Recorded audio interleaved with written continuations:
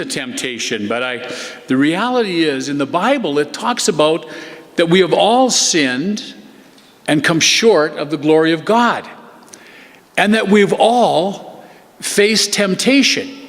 And the promise, of course, that we share from this scripture is that all of us will find the grace of God in our temptations and in our struggles. The first part of the reading today that Bill shared with us brought this out loud and clear. All of God's people experience great spiritual blessings. All. In fact, all is mentioned 5 times here in only 4 verses. That means it's important, right?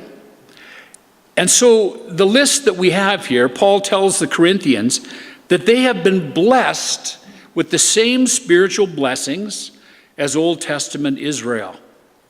As we see in this passage this morning, this is applicable to you and me as well.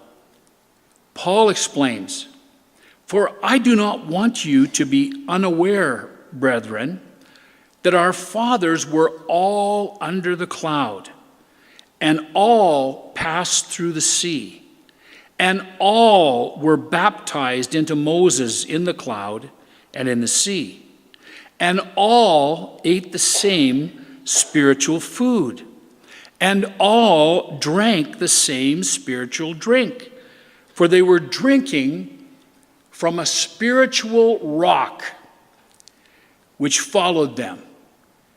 The rock was Christ." They were drinking in the desert, in the wilderness, from the rock which is Jesus Christ, the living rock, right? They experienced such power and such favor from God. These verses clarified that the Israelites that left Egypt and wandered in the wilderness for 40 years were saved. They had observed Passover, which was an act of faith, and had come out of Egypt, a picture of salvation. Paul even used the Passover lamb to describe the benefit of the cross of Christ to the Corinthians. The saved status of the Exodus generation is also seen in the use of the word all, which is used, as I said, 5 times in these 4 verses. Paul states all were under the cloud, all passed through the sea, all were baptized into Moses, all ate the same spiritual food, and all drank the same spiritual drink. Like Israel in the Old Testament, we too have received so many spiritual privileges. In the same way that Israel was under the cloud, we've experienced God's protection and guidance. In the same way that Israel passed through the sea, we have passed from death to life. In the same way that Israel was baptized into Moses, we have been baptized into Christ. In the same way that Israel ate the same spiritual food and drank the same spiritual drink as we will tonight, we celebrate the Lord's Supper. In the same way that Israel was followed by Christ, Christ follows us. Wow. So we have all of this positive, glorious, amazing spiritual stuff in our lives. And yet, what do? Well, the scripture tells us, we don't want you to forget this, all of these wonderful things, and yet you grumble. You grumble, and you follow so easily into this negative attitude towards your life. You forget so quickly what God has done and is doing and wants to do in your life. You forget it. You just blow it off like it's no big deal. And you just do your own thing, right? This describes us today. It describes us today. All have sinned and come short of the glory of God. And when we talk about all have sinned and come short of the glory of God, around here we know what that means. We don't focus a lot on sin, but we sure know about self. And we know that sin is all about self and about ego and about taking control, right? Running things in our lives rather than allowing God to run them. See, the scripture here says, if you think you're standing strong, be careful not to fall. The temptations in your life are no different from what others experience. And God is faithful. He will not allow the temptation to be more than you can stand. When you are tempted, He will show you a way out so you can endure. Wow. God has a pathway for us, a pathway to freedom through the temptations, through the struggles that we all face in life. Now, you know, folks, I learned a long time ago that you can't stop birds from flying over your head, right? But you can stop them from building a nest in your hair. If you have hair, you can stop them from building a nest in your hair. I'll never forget, Marilyn and I were riding bikes in River Park in Moose Jaw. And we were just having the most glorious time on vacation a number of years back. And we're riding along, and all of a sudden, Marilyn literally got attacked by a bird that I think wanted to build a nest in her hair. It was awful. It scared her so bad. And of course, she fell down. And I had to, help her and chase this bird off. The bird was so determined. There was something about her, I guess, he didn't like, or something he did like, right? I tried to put the positive spin on it, but she was not impressed, Lorraine. You don't sing to someone hurting like that. Yeah, that's right. Sing to a hurting heart. That's what I was doing. It didn't work. Paul says, you need not be hopeless or despairing. God permits the temptation by allowing the circumstances which create temptation to arise. Giving opportunity, think about this now, giving opportunity for our spiritual growth. But God gives us a way to escape, a pathway to freedom. Why? Why? Always remember this. God is faithful. That's what we hang on to. God is faithful. All of these struggles of life, all of these temptations and tests and tribulations that we go through, we all go through them. We all go through them. Now, we're with people sometimes around here that you can't even imagine some of the sorrow and the pain that they're going through in their lives. It's just unbelievable. And we're so blessed and privileged to be here in the heart of the city, to have the opportunity to minister to those hurting ones and broken ones and to one another in this place. But we always discover, even in the midst of the worst of the struggles, the worst of the pain, God is faithful. Wow. This verse probably gives us the clearest and most practical teaching to be found of the doctrine of free will in relation to God's overruling power. God makes an open road, but then we must walk it. God controls circumstances, but we must use them, right? That is where our responsibility comes in. But God is faithful. We don't have to do it ourselves. This is our only source of security. This is enough. If we look only to ourselves, we will fall. We will fall every time. Pride comes before a fall. Our ego gets in the way because ego means edging God out, right? And we don't want to edge God out. We want to open our hearts and our lives, turning over our will, surrendering our will, praying only for knowledge of God's will and the power to carry it out, see? This is our only source of security. And you know what, folks? It's enough. God's enough. God's grace is enough. If we look only to ourselves, we'll fall. If we depend on the faithfulness of God, we will be safe, and yes, we will be secure. The sense is not that God would keep us without any effort of our own, not that he would secure us if we plunge into the temptations, throwing all caution to the wind. But if we resist temptation, if we seek God's help and depend on his promises, God will be found faithful. This is God's promise to us from Genesis to Revelation. Wow. And we hold to that promise today, folks.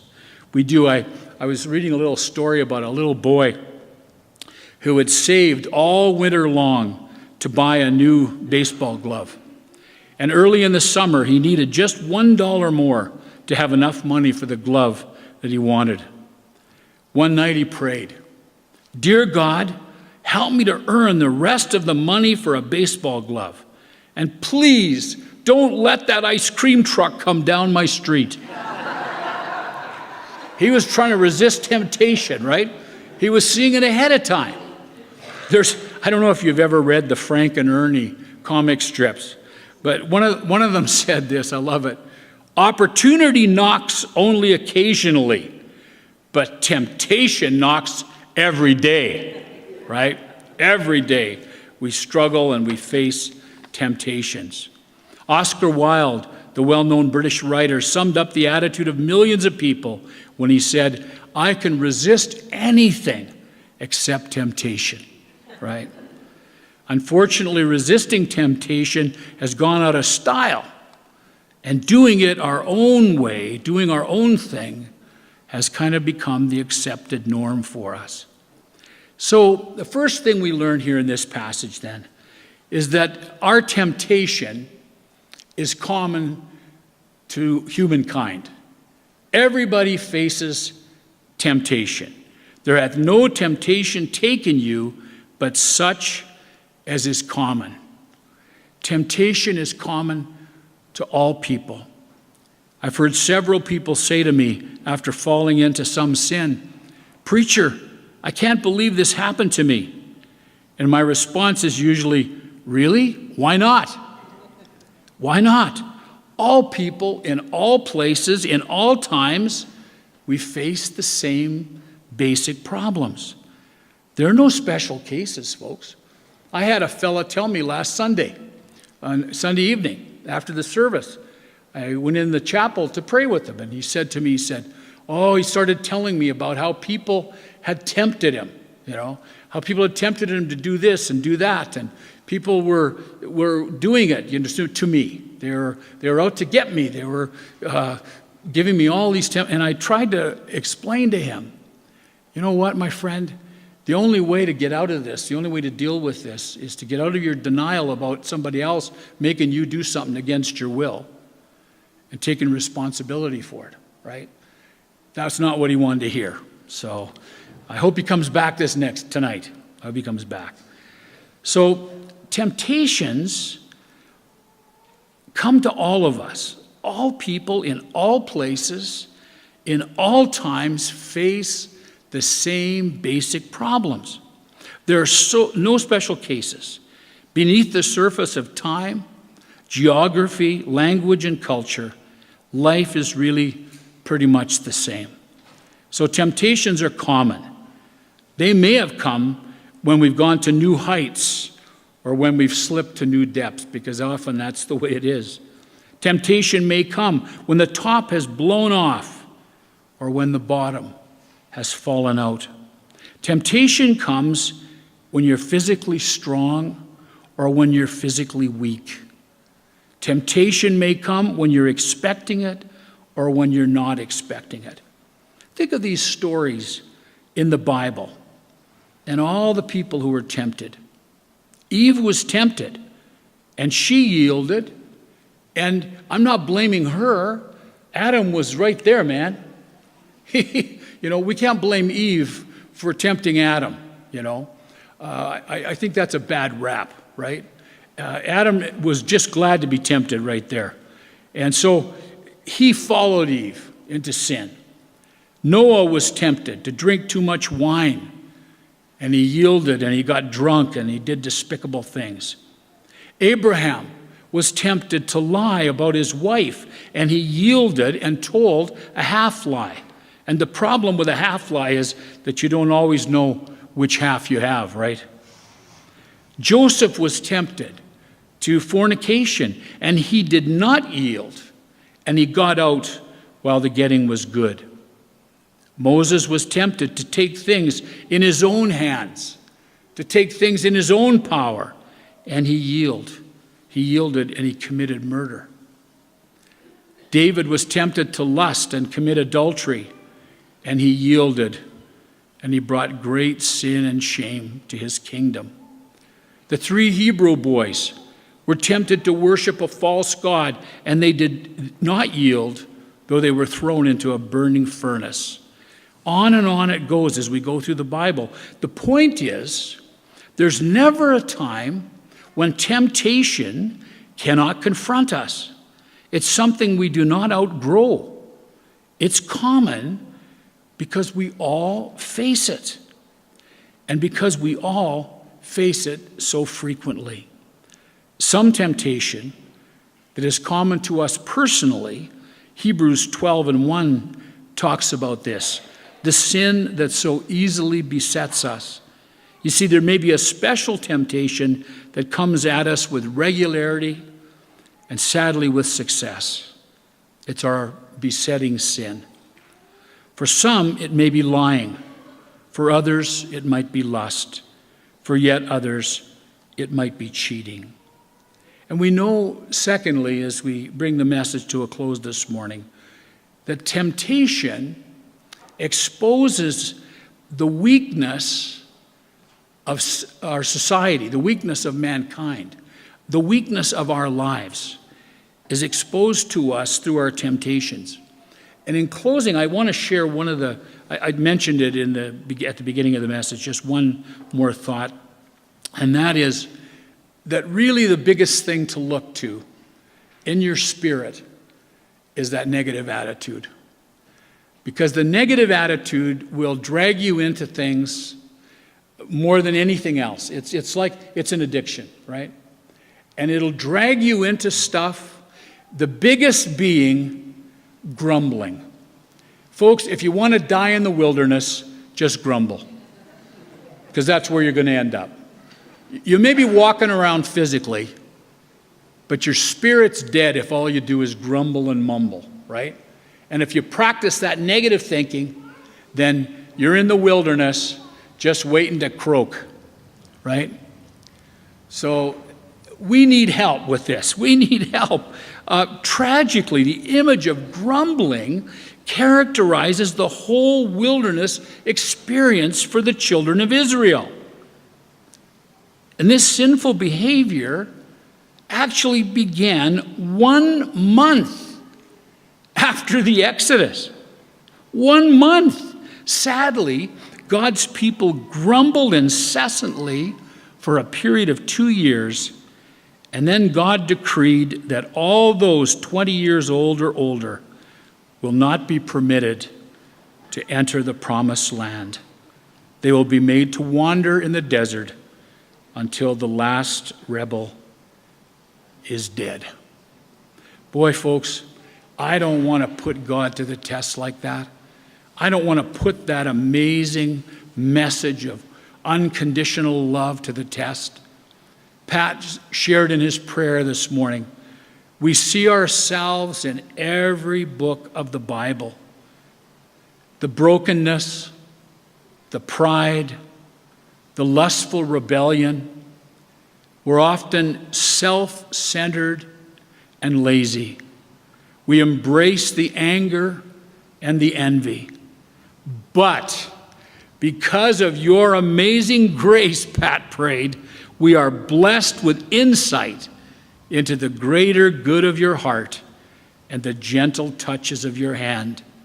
The love the faith, the truth, the sweet release from sin and death, and the heaven we can scarcely imagine.